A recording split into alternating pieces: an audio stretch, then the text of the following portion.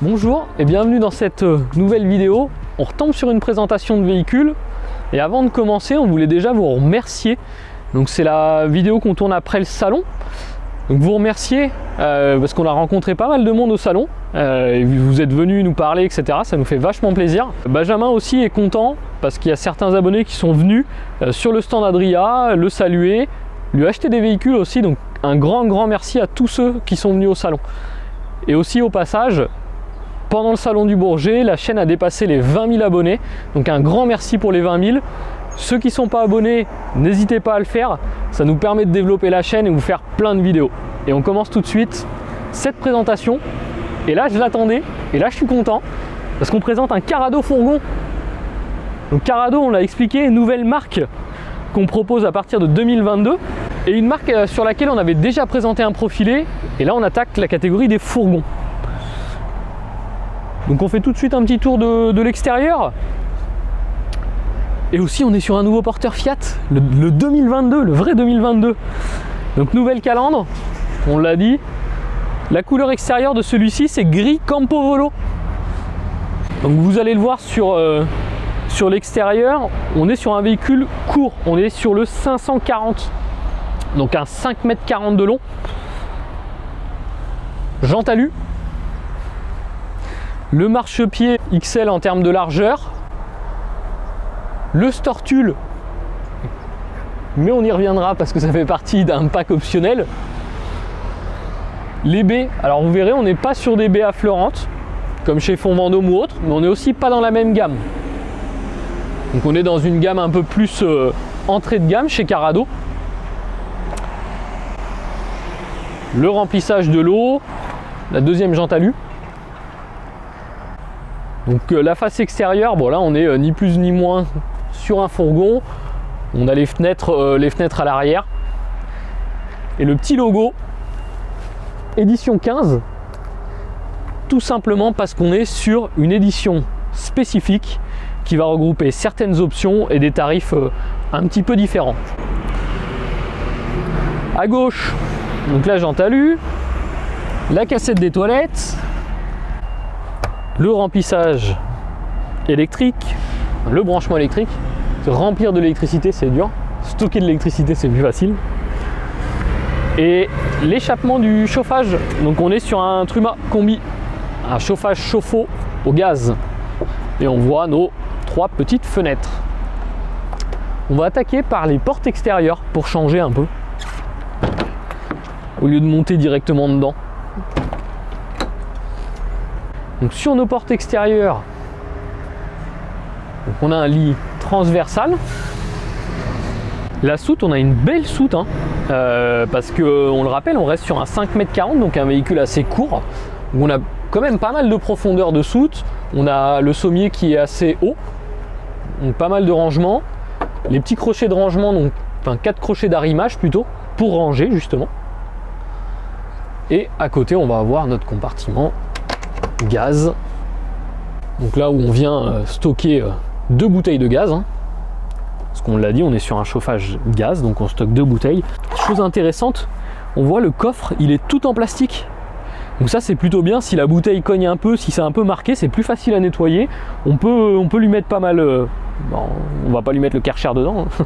On peut lui mettre pas mal d'eau, on peut rincer avec des produits, ça c'est plutôt bon.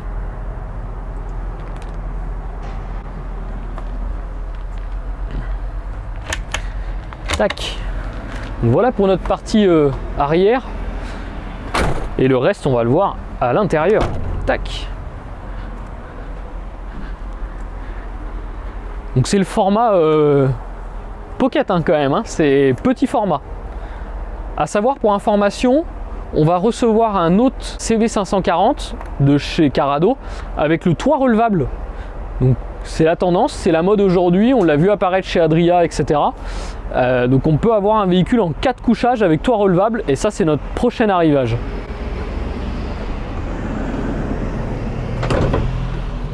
Alors, notre Carrado.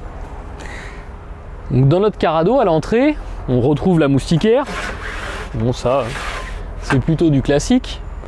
La cuisine avance pas mal au niveau de la porte, mais vous allez voir pourquoi, notamment au niveau du lit à l'arrière. Donc je me permets, Donc, porteur 2022.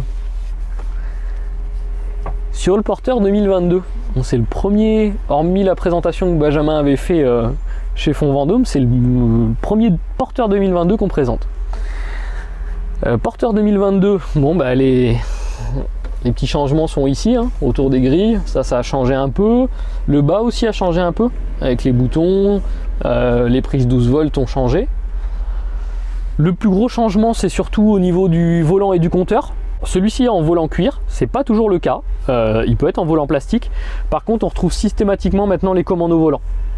Et cette forme de volant là qui est quand même un peu plus ergonomique. Pareil, là le levier de vitesse il est en cuir, c'est pas systématique hein, sur les 2022, mais celui-ci il l'est bien. Après pour le reste du tableau de bord, donc les supports de boisson, le porte-gobelet, ça n'a pas changé. On a un petit peu de changement dans les portes, donc au niveau des portes d'entrée, enfin, de la partie cabine, hein. Ça a un petit peu changé. Donc on a tout un nouvel habillage avec des rangements un petit peu différents. Donc ça c'est la nouveauté, c'est 2022, c'est tout beau. Après dans la partie cabine toujours, donc on a les sièges, ça c'est les sièges Fiat rehaussés par Carrado avec le logo édition 15, ça on l'avait déjà vu dans la vidéo du profilé édition 15 qu'on avait présenté. Et si on se retourne derrière, eh ben on est dans le salon. Alors, hop.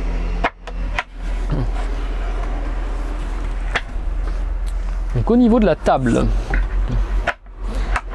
donc on a une table avec une tablette supplémentaire pour que chacun puisse manger. Une table qui coulisse un petit peu. Alors petit salon, oui, mais petit véhicule. Pour 2, 3, on est très bien sur la table. À plus, ça va peut-être être un peu juste. Alors sachant que là, on est en 4 places carte grise. Mais attention, vu que ce modèle-là n'a pas le toit redevable, on n'est pas en 4 couchages. Hein. La table se coulisse un petit peu pour pouvoir se serrer d'un côté ou de l'autre. Donc au sol, on va récupérer du rangement. Donc on a des petites trappes de rangement. Et on voit qu'ils ont été assez intelligents pour que le pied de la table ne tombe pas dans les rangements. Qu'on ne soit pas obligé de soulever la table en même temps que l'on va dans les rangements. Pour continuer la partie rangement, on a ici alors un tout petit peu de rangement sur les côtés, mais surtout on a la partie technique. Donc disjoncteur et vanne de vidange. Vanne de vidange du chauffe-eau qui va pas tarder à nous servir. Est-ce qu'on fait l'instant tuto maintenant ou... Alors l'instant tuto. La vanne de vidange, c'est pour vidanger votre chauffe-eau. Quand elle est comme ça, c'est qu'on peut remplir le chauffe-eau, on peut se servir. Pour vidanger, je fais un quart de tour, clac, et ça vidange. Si jamais ce bouton est dans cette position là, donc en travers de mon appareil, et que le bouton est sorti, c'est qu'il s'est vidangé tout seul, c'est qu'il a fait trop froid. Voilà, c'était l'instant tuto.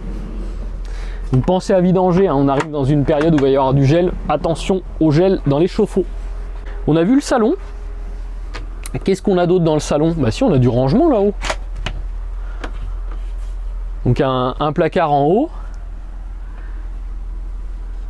On a aussi une petite lampe qui est baladeuse. Alors elle marche pas si elle n'est pas connectée quand même. Mais elle a un rail en fait, elle peut se déplacer. Donc on peut déplacer ça. Hop.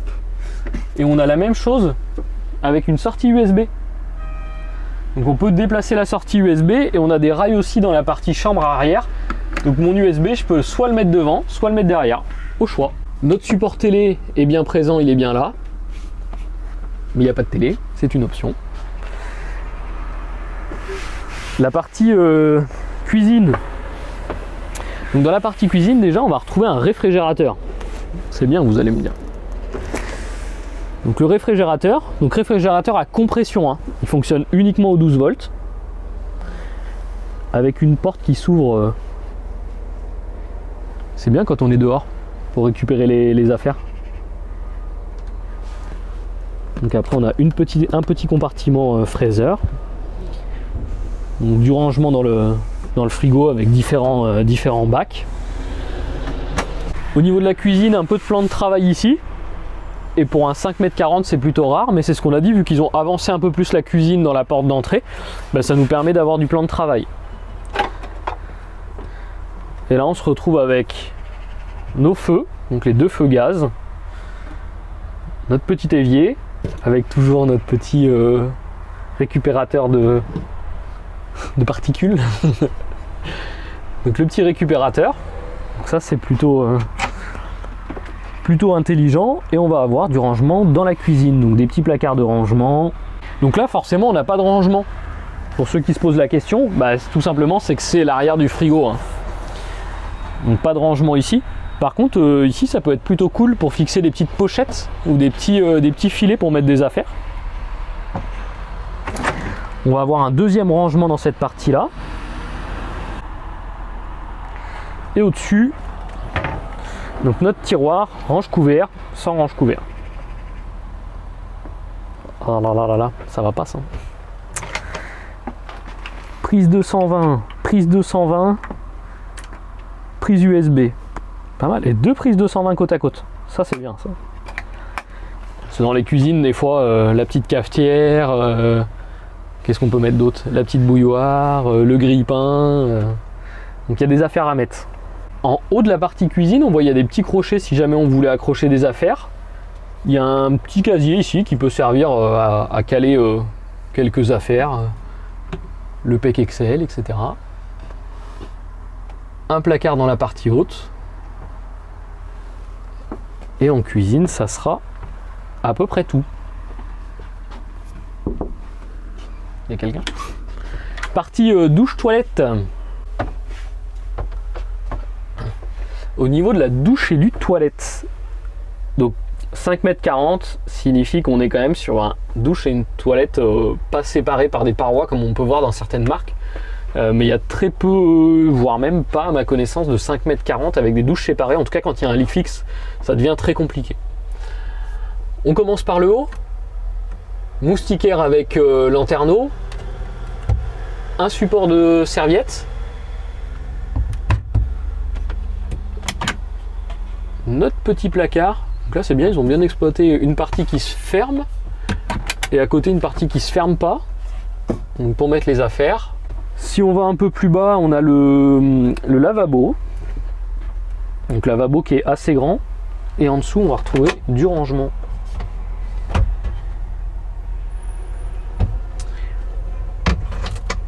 Et j'avais pas remarqué, on a du coup un lanterneau plus une fenêtre. Donc avec les occultants moustiquaires. Mais du coup on a les deux, donc on peut vraiment bien aérer. La partie toilette Tedford, donc toujours avec le haut pivotant. Et donc là on est forcément sur un système de rideau de douche pour la douche. Parce qu'un rideau de douche pour la pas douche, ça marche pas. Hop. Je regarde si c'est pratique.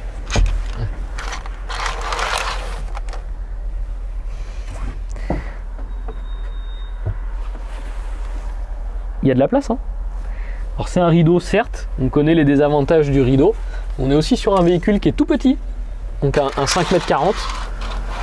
Donc avec le système de rideau, c'est un classique. Par contre, ils ont mis pas mal de scratch pour le rideau pour pas du tout qu'il gêne quand on est dans la partie salle d'eau. Et ça, c'est plutôt sympa. Un miroir dans le fond, forcément. Il faut un miroir dans la salle d'eau. Qu'est-ce qu'on peut dire sur la salle d'eau? On peut dire que sur les 5,40 m, c'est toujours un peu difficile de trouver les bonnes dimensions de la salle d'eau. Après, c'est à la fois un peu son inconvénient, la salle d'eau, malgré qu'on y retrouve le lavabo, le toilette, la douche. Mais c'est aussi son avantage parce qu'on est sur un véhicule très court. La partie chambre. Donc la partie chambre. Déjà, on a plein de rangements. Clac. Clac. Donc des placards, des vides-poches ici. On retrouve notre petite lampe détachable, toujours. Donc on disait on peut récupérer le support USB pour mettre ici, si jamais on avait besoin d'une prise USB, sachant que la cuisine n'est pas très loin et qu'on a toujours notre prise USB dans la cuisine. Donc, du rangement de l'autre côté. Hop. Tac. Au niveau du lit, et ça faut le souligner, malgré le 5,40 m du véhicule, on a un lit rectangulaire. Souvent, et d'ailleurs dans les autres vidéos de présentation qu'on avait fait sur les véhicules courts, votre lit est tronqué au niveau des pieds, est réduit au niveau des pieds par rapport à la dimension du véhicule. Donc là ils ont réussi à loger un lit rectangulaire. Donc on a un lit qui est pareil au niveau de la tête ou au niveau des pieds. Donc si vous êtes à deux, c'est plutôt confortable. On a aussi une fenêtre à l'arrière. Et ça c'est... Alors les fenêtres, les deux fenêtres à l'arrière, celles-ci sont souvent là.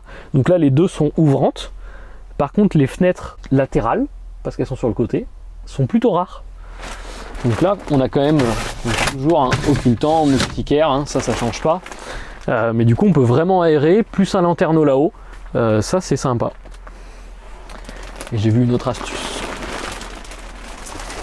Ils ont fait une petite découpe au niveau du matelas. Donc on voit la découpe qui est là. En fait cette découpe elle est là pour pouvoir accéder à la poignée de la porte.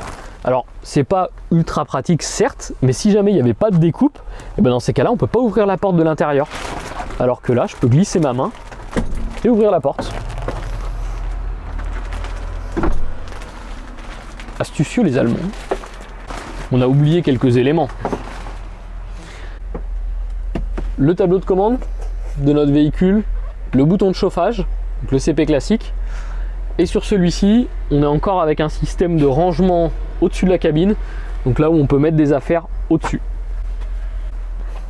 Il est en bas là. Ah, j'ai les pieds qui touchaient pas par terre. Bon, parlons prix maintenant. Alors, on a fait le tour à l'extérieur, on a donné aucune dimension, aucun chiffre. On a juste dit que le véhicule était court et qu'il faisait 5,40 m. Dimension extérieure, 5,41 pour être précis, ceux qui aiment la précision. Largeur, on est sur un fourgon, vous connaissez maintenant, 2,05. Hauteur extérieure, 2,73. C'est de la dimension fourgon classique, vous allez me dire, effectivement.